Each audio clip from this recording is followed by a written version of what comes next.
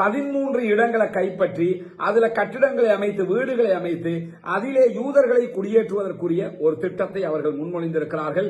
இதனை அவர்களுடைய அமைச்சரவை அங்கீகரித்திருக்கக்கூடிய நேரத்தில் பாராளுமன்றத்திலும் இது பாஸ் பண்ணப்படுகிற போது அந்த பகுதிகளும் இஸ்ரேல் என்று அறிவிக்கப்படும் என்கிற ஆபத்தான செய்திகள் வெளியாகி இருக்கிறது. இன்றைய தினம் ஒரு கவலைக்குரிய நிகழ்வும் நடந்திருக்கிறது. அது என்ன நிகழ்வு என்று சொன்னால்,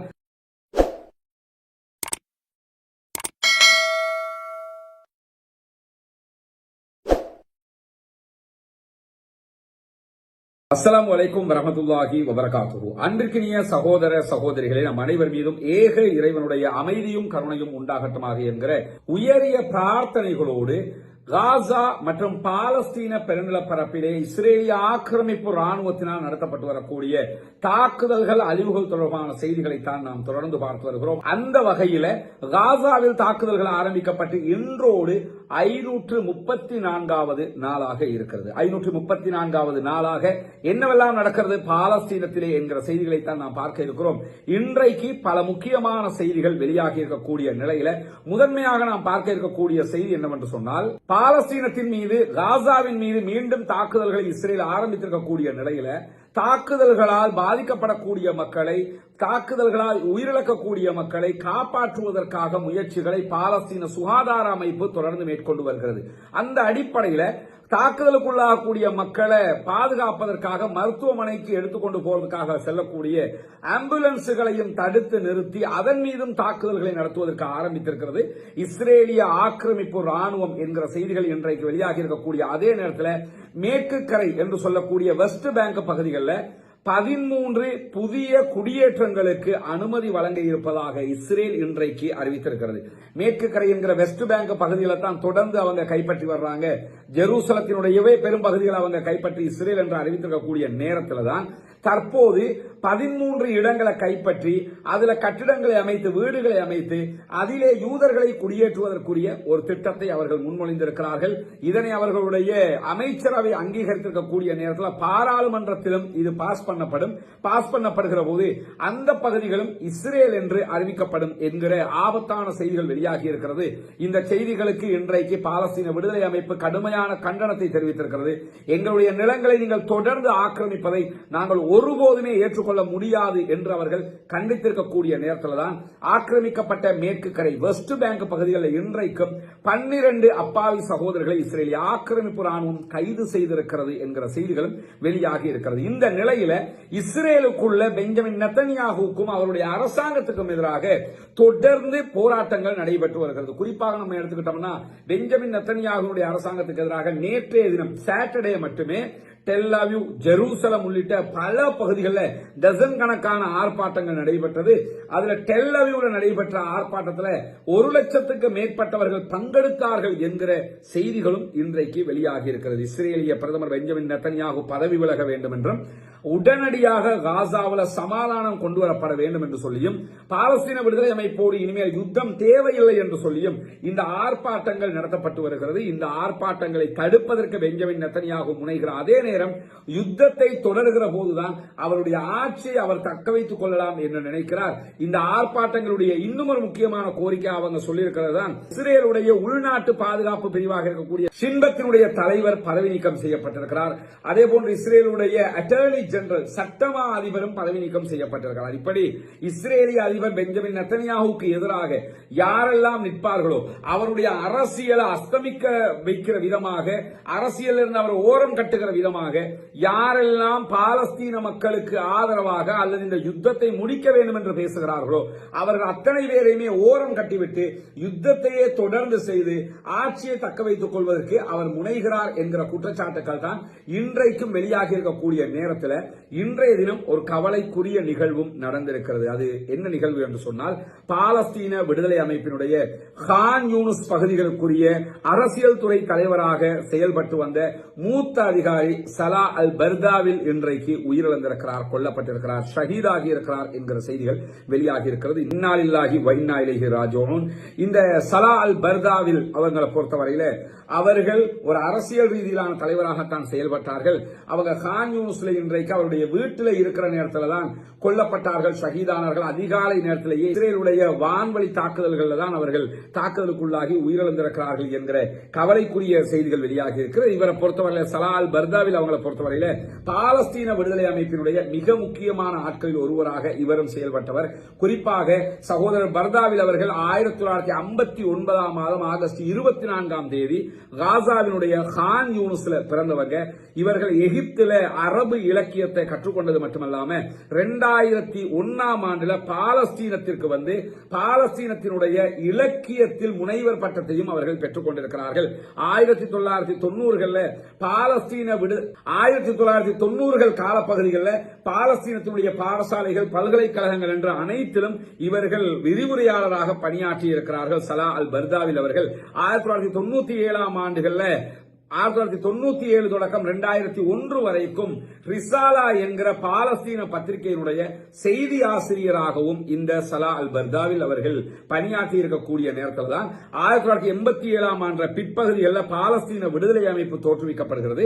அப்பொழுது அவர்கள் தோற்றுவிக்கிற நேரத்திலேயே அவர்களோடு இணைந்து கொள்கிறார் சலா அல் பர்தாவில் அவர்கள். 1993 இஸ்ரேலிய ஆக்கிரமிப்பு ராணுவத்தினால் இவர் கைது செய்யப்படுகிறார்.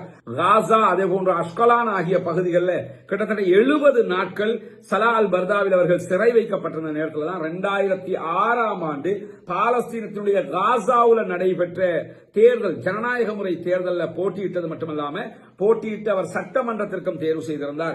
மரணித்த பாலஸ்தீன விடுதலை அமைப்பினுடைய தலைவர் இஸ்மாயில் ஹனியா அவர்கள் பிரதமராக இருக்கிற போது இவர் அந்த சட்டமன்றத்திலே ஆட்சி பொறுப்பிலே இருந்த எம்பிக்களில் ஒருவராகவும் இருந்தது மட்டுமல்லாமல் பாலஸ்தீன விடுதலை அமைப்பினுடைய செய்தி தொடர்பாளராக, ஊடக பேச்சாளராக இன்னைக்கு எப்படி அபு உபைதா அவங்க இருக்கிறாங்களோ, அப்படி ஒசாமா ஹம்தான் அவங்க இருக்கிறாங்களோ, அப்படியெல்லாம் செயல்பட்ட ஒருவர் தான் சலா அல் பர்தாவில் அவர்கள். 2021 அரசியல் பணியகத்திற்கு, பாலஸ்தீன விடுதலை அமைப்பினுடைய அரசியல் பொலிட்டிக்கல் பீரோவுக்கு அவங்க தேர்வு செய்யப்பட்டாங்க.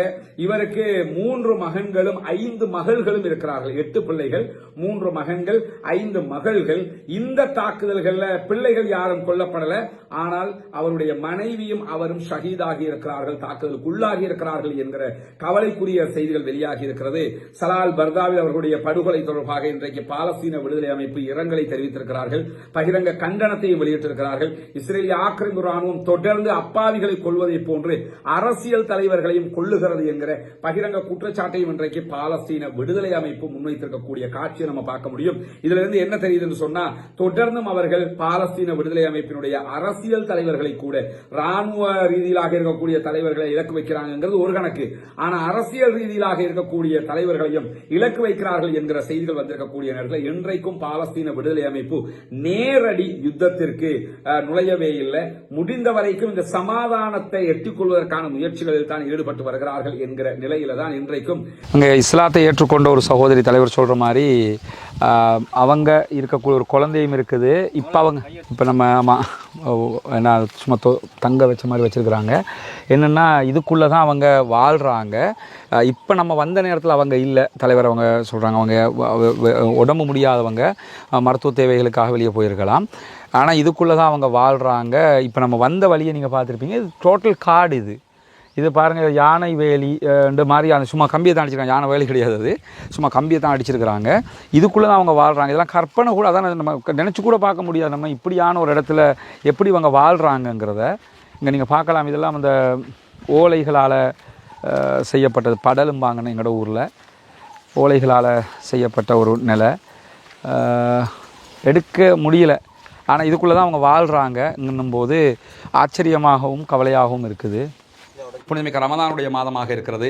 ஜக்காத்து சதக்காக்களை அள்ளி கொடுக்கக்கூடிய மாதமாக இருக்கிறது. நபிகள் நாயகம் ஸல்லல்லாஹு அலைஹி வஸல்லம் அவர்கள் வீசுகின்ற காற்றை விட வேகமாக இந்த நேரத்திலே நிறைய சதக்காக்களை, ஏழைகளுக்கான தர்மங்களை செய்வார்கள் என்கிற செய்திகளை எல்லாம் நம்ம சஹீஹுல் புகாரி, முஸ்லிம் உள்ளிட்ட ஹதீஸ் கிரந்தங்களில் பார்க்கிறோம். அதே நேரத்தில் இஸ்லாம் கொடுத்திருக்கக்கூடிய மிகப்பெரிய ஒரு நன்மையான காரியம் என்னன்னா, 8 கூட்டத்தாருக்கு ஜக்காத்தை நாம் பங்கு வைக்க முடியும். அதிலே மிக முக்கியமான ஒரு கூட்டத்தார் தான் முஅல்லஃபத்துல் குலூப், உள்ளங்கள் ஈர்க்கப்படுகிறவர்கள். இஸ்லாத்தை நோக்கி கவரப்படுகிறவர்களுக்கு நாம் ஜகாத்து பணங்களை கொடுக்க முடியும். தொடர்ந்து பல கட்டங்களில் பல பேருக்கும் நீங்கள் ஜகாத்துகளை வழங்கி வருவீங்க. இம்முறை தயவு செய்து இந்த மக்களுக்கான வீட்டு திட்டத்தை ஆரம்பிப்பதற்கான முயற்சிக்காக உங்களால் முடிந்த ஜகாத்துக்களை வாரி வழங்குங்கள். யமன்ல இருக்கக்கூடிய ஹூத்திகள் இஸ்ரேலுடைய பென் குரியன் விமான நிலையத்தின் மீது தாக்குதல் நடத்தி இருக்கிறார்கள். தாக்குதல் உச்சமாக இலக்கை தொட்டிருக்கிறது என்கிற செய்திகளும் வந்திருக்கிறது. அதில் எவ்வளவு பாதிப்புகள் ஏற்பட்டது, எவ்வளவு அழிவுகள் ஏற்பட்டது என்கிற செய்திகளை இஸ்ரேல் வெளியிடல. ஆனா கண்டிப்பாக அழிவுகள் ஏற்பட்டிருக்கிறது என்று சொல்லியும் பாலஸ்டைன் 2 என்கிற ஹைப்பர்சோனிக் பாலிஸ்டிக் ஏவுகணை தாக்குதலை தான் அவங்க 2020 கிலோமீட்டரை தாண்டி இஸ்ரேலுக்குள்ள நடத்தி இருக்கிறார்கள் என்பது மட்டுமல்லாம அமெரிக்காவினுடைய USS ஹாரி ட்ரூமன் என்கிற கப்பல், விமானம் தாங்கி கப்பல் மீதும் இன்றைக்கு தாக்குதல்களை நடத்தி இருக்கிறார்கள் என்கிற செய்திகளை ஹூதிகளுடைய ராணுவ பேச்சாளர் யஹ்யா சாரி அவர்கள் வெளியிட்டிருக்கிறார்கள். ஹூதிகள் தொடர்ந்து எவ்வளவு தாக்குதல்கள் தங்கள் மீது நடத்தப்பட்டாலும் பாலஸ்தீன மக்களுக்கான தொடர் பதிலடி தாக்குதல்களை நடத்தி கொண்டே இருக்கிற போது ஏற்கனவே அமெரிக்கா இன்றைக்கு ஒரு அறிக்கையை வெளியிட்டிருக்கிறாங்க. அதுல என்ன சொல்லியிருக்கிறாங்கன்னா, தொடர்ந்து நாங்கள் நடத்தி வர்ற தாக்குதல்கள்ல ஹூதிகளுடைய தகவல் தொடர்பு முனைகள் மீது தாக்குதல் நடத்தி இருக்கிறோம், ஆயுத தொழிற்சாலைகள் மீது தாக்குதல் நடத்தி இருக்கிறோம், நீர்மூழ்கி கப்பல்கள் மீது தாக்குதல்களை நடத்தி இருக்கிறோம், ட்ரோன் உற்பத்தி செய்யக்கூடிய ஃபேக்டரிகள் மீதெல்லாம் தாக்குதல்களை நடத்தி இருக்கிறோம் என்கிற செய்திகளை சொல்லியிருக்கிறார்கள். ஆனா ஹூதிகள் இதுல எதையுமே நடத்தப்பட்டதாக ஒப்புக்கொள்ளல, இந்த எதுவுமே அளிக்கப்பட்டதாக ஒப்புக்கொள்ளல. ஆனா நமக்கு ஒரு விஷயம் தெரிய வருதுன்னா, ஹூதிகள் எவ்வளவு பவர்ஃபுல்லாக இருக்கிறாங்கிறது இந்த அறிக்கையில், அமெரிக்காவுடைய அறிக்கையிலிருந்து தெரிய வருகிறது. குறிப்பாக அவருடைய தகவல் தொடர்பு எவ்வளவு வலுவாக இருக்கிறது என்பதையும், ஆயுத தொழிற்சாலைகளை அளித்திருக்கிறோம் என்று சொல்லி இன்றைக்கு டொனால்டு டிரம்பினுடைய அரசாங்கம் அறிவித்திருக்கிறார்கள். எனவே பாரிய ஆயுத தொழிற்சாலைகள் யமனுக்குள் இருக்கிறது என்பது தெரிய வருகிறது. நீர்மூழ்கி கப்பல்களை அளித்திருக்கிறோம் என்று சொல்கிறார்கள். எனவே நீர்மூழ்கி கப்பல்களை வைத்துக் கொண்டிருக்கக்கூடிய ஒரு ஆயுத குழுவாக யமன்ல இருக்கக்கூடிய ஹூதிகள் இருக்கிறார்கள் என்பது வெளிப்படையாக நாம் அறிந்து கொள்ள வேண்டிய ஒரு முக்கியமான விஷயம். உலகத்தில் நம்ம அறிஞ்சு இப்படியான ஆயுத குழுக்கள்கிட்ட நீர்மூழ்கி கப்பல்கள் இருந்ததெல்லாம் நம்ம பார்க்க முடியாது. இலங்கையினுடைய யுத்தத்தின் போது ஒரு நீர்மூழ்கிய உண்டாக்குறதுக்கான முயற்சிகளை வேலுப்பிள்ளை பிரபாகரன் தலைமையிலான விடுதலை புலிகள் செய்து கொண்டிருந்தார்கள். அந்த இறுதி யுத்தத்தில் தோல்வி அடைந்ததற்கு பிறகு அங்க கிளிநொச்சியில எல்லாம் போய் பார்த்தீங்கன்னா, நானே நேரடியா போய் பார்த்திருக்கிறேன். அங்கெல்லாம் வந்து அந்த நீர்மூழ்கி சப்மரீனை கட்டுறதுக்குரிய ஏற்பாடுகளை பண்ணியிருந்தாங்க. அந்த நேரத்திலேயே யுத்தம் நடந்து அவர்கள் தோல்வி அடைந்து விட்டார்கள். இல்லை என்று சொன்னா அவங்கள்ட்டையும் சப்மரீன் வைத்துக் கொண்டிருக்கக்கூடிய ஒரு குழுவாக மாறி இருப்பார்கள் என்பது அதிலிருந்து நமக்கு தெரியும். ஆனா ஹூதிகள் உலகத்தில் இருக்கக்கூடிய ஆயுத குழுக்கள்ல சப்மரீன் வைத்துக் கொண்டிருக்கக்கூடிய நீர்மூழ்கி கப்பல்களை வைத்துக் கொண்டிருக்கக்கூடிய ஒரு குழுவாக இருக்கிறார்கள் என்கிற செய்தி இன்றைக்கு இவ்வளவு காலமா யாருக்கும் தெரியாம இருந்துச்சு. அமெரிக்கா காரனை சொல்லி எல்லோருக்கும் தெரிய வைத்திருக்கிறாங்க. அது மட்டும் இல்லாம ட்ரோன்களை உற்பத்தி செய்யக்கூடிய ஃபேக்டரிகளும் அவர்களிடத்தில் இருக்கிறது என்கிற செய்திகளும் இன்றைக்கு வெளியாகி இருக்கிறது. இப்படியான நேரத்தில் இன்றைய தினம் ஹெஸ்புல்லாக்கள் மீது மீண்டும் தாக்குதல்களை நடத்தி இருக்கிறது இஸ்ரேலிய ஆக்கிரமிப்பு ராணுவம். கிட்டத்தட்ட 7 லெபனானிய அப்பாவி மக்கள் இன்றைக்கு கொல்லப்பட்டிருக்கிறார்கள். அதேபோன்று 40க்கும் மேற்பட்டவர்கள் படுகாயம் அடைந்திருக்கிறார்கள் என்கிற நிலையில ஹெஸ்புல்லாக்கள் எந்த விதமான பதிலடியையும் இஸ்ரேலை நோக்கி கொடுக்காமலே இருக்கிறார்கள். பதிலடி கொடுப்போம்ங்கிறாங்க, ஆனா பதிலடி கொடுக்காம இருக்கிறாங்க. மர்வான் பிஷாரா போன்ற அல் ஜசீராவினுடைய ஆய்வாளர்கள் சொல்லுகிற போது என்ன சொல்றாங்கன்னா, ஹிஸ்புல்லாக்கள் பதிலடி கொடுக்காமல் எப்படியாவது லெபனான் கவர்மெண்ட் ராஜதந்திர ரீதியாக, அரசியல் ரீதியாக அவங்க இஸ்ரேலை கண்ட்ரோல் பண்றாங்களா என்று சொல்லி வாய்ப்பு கொடுத்திருப்பதாகத்தான் தெரிகிறது என்று சொல்கிறார்கள். அரசாங்கத்தினால கண்ட்ரோல் பண்ண முடியலன்னா ஆயுத போராட்டத்துக்குள்ள நம்ம வந்துருவோம் அவங்க முடிவில் இருக்கிறதாக சொல்லப்படுகிறது.